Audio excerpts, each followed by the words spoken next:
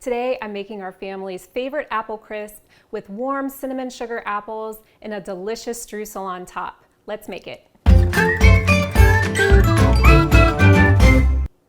Our recipe makes a small pan of apple crisp, so you'll need an 8x8 pan and about 4 cups of apples. We like to use Granny Smith. They really hold their shape and bake up well, and the tanginess of the Granny Smith apple pairs perfectly with the sugar.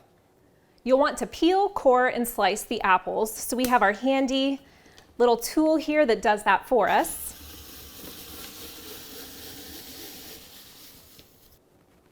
Once you're done with the tool, you can go ahead and set that aside.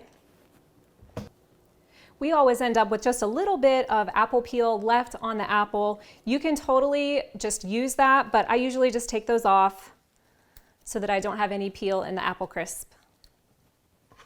And then as you do that, you can also slice the apples in half and measure out about 4 cups. After you have all of the apples prepared, pour them into a bowl. Then add half of a cup of white sugar, 2 tablespoons of flour, 1/4 of a teaspoon of salt, and 1 teaspoon of cinnamon. And then just mix that up. Take an 8x8 baking pan and spray it with cooking spray. And then add those apples right into the pan.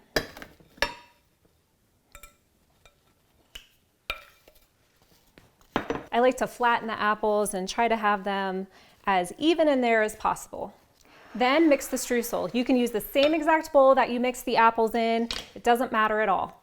I'll add in 1/2 a cup of old-fashioned oats, 1/2 a cup of light brown sugar, 1/2 a cup of all-purpose flour, and then 1/4 of a teaspoon each of baking soda and baking powder,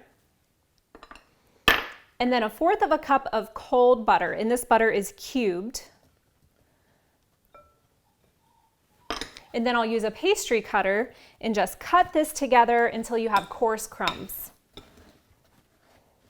Once that's mixed, add it over top of the apples. Then you can just use your hands to spread that out and kind of press down a little bit to get the streusel down in. Then it's ready for the oven. I have the oven preheated to 350 degrees and this will bake for about 30 to 35 minutes. Just check it. You want the apples to be soft and it will be golden brown on top. Apple crisp is of course served best warm with a scoop of ice cream on top. We hope you enjoy this recipe in the fall or really any time of the year. Thanks for watching today. Be sure to head to tasteoflizzytea.com to print out this recipe. Check back next week for a new video.